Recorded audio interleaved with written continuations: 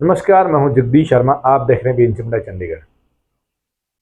आज उत्तराखंड युवा मंच द्वारा सेक्टर 40 रामलीला ग्राउंड में पौधारोपण किया गया।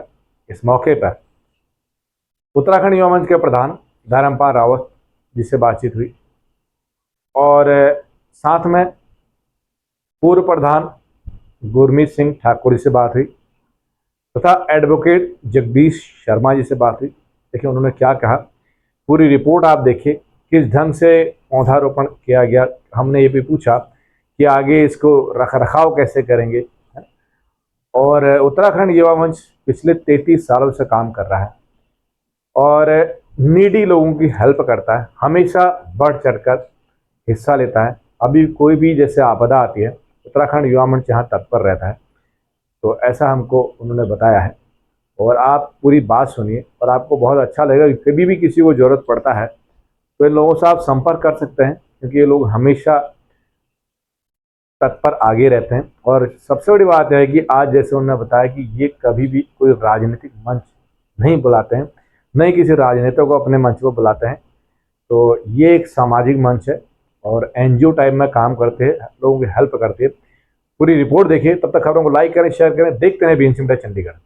जैसे अभी देख रहे हैं कि हमने आज यहाँ पे लगभग 100 के आसपास डेकोरेशन प्लांट लगाए हैं, क्योंकि चारों तरफ इतनी बढ़िया हरियाली हो रखी, पेड़ हो रखे हैं। तो हमने इस बार थोड़ा चेंज किया है इस चीज़ को कि क्योंकि यहाँ रामलीला ग्राउंड है, यहाँ कुछ टाइम बाद रामलीला स्टार्ट होगी, तो दूसरे पेड़ की यहाँ पे शायद ज़रूरत नहीं थी, इसलिए हमने टोटली डेकोरेशन पेड़ लगाए हैं यहाँ पे।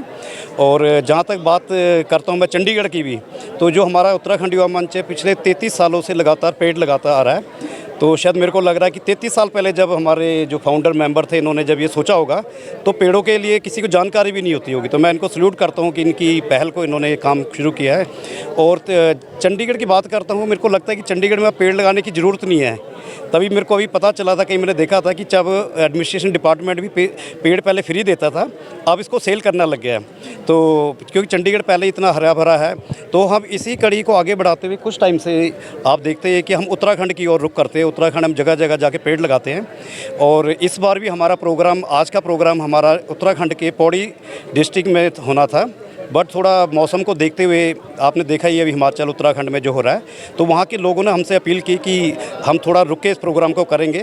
तो हमने इसलिए चंडीगढ़ में प्रोग्राम किया, नहीं तो अदरवाइज़ हम पहाड़ों में ज़्यादा जाते हैं। क्योंकि आपने देखा भी जो धराली में केस हुआ था, वो टोटली इसलिए था कि पेड़ ऊपर खाली हो चुके हैं, नदी ऐसे आ रही है, पेड़ बहा के ले जाती है। इतना आपने देखा होगा, पेड़ इतने आए थे उसमें।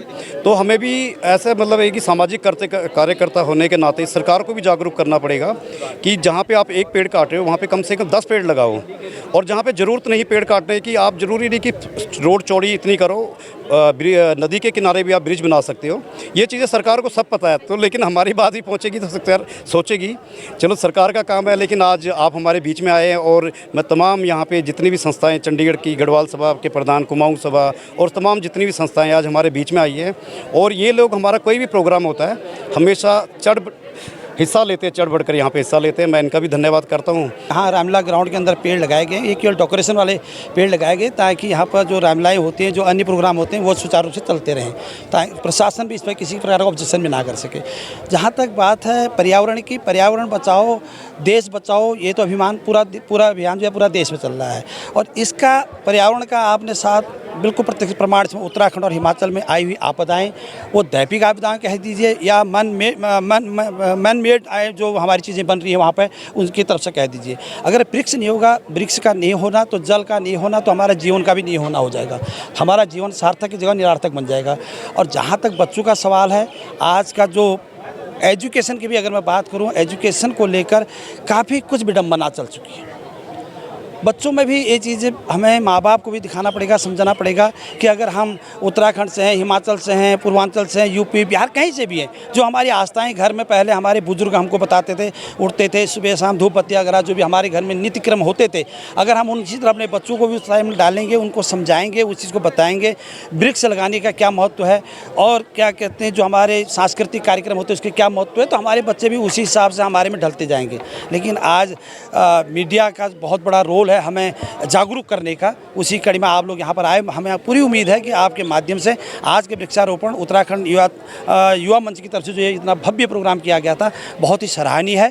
मैं बहुत बहुत आभारी हूँ उत्तराखंड के सभी इनके कार्यकर्ताओं का। सभी पत्रकारों का उत्तराखंड युवा मंच के इस ट्री प्लांटेशन में आने का धन्यवाद। Thanks a lot.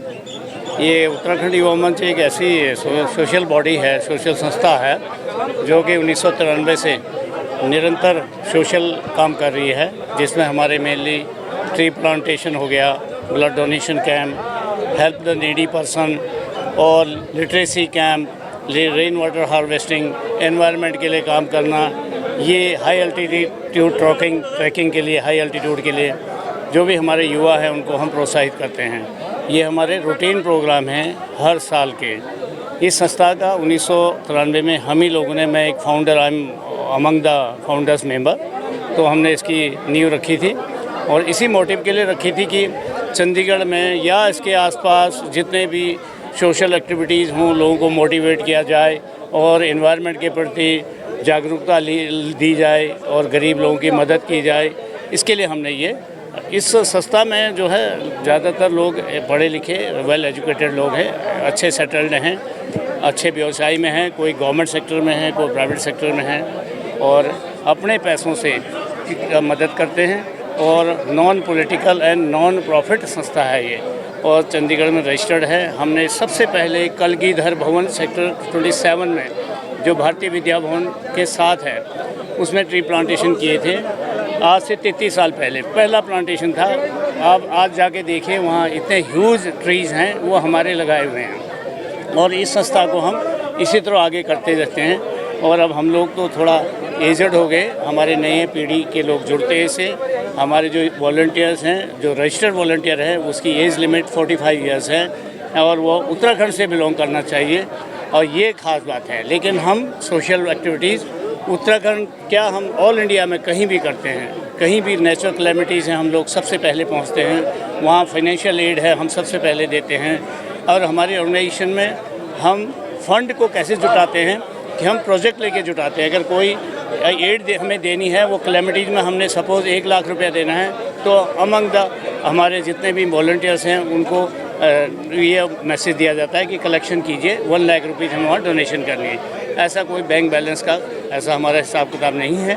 तो आप लोग आए, थैंक्स अ लॉट। ज़्यादा खबरों के लिए देखते रहिए BNC मीडिया चंडीगढ़।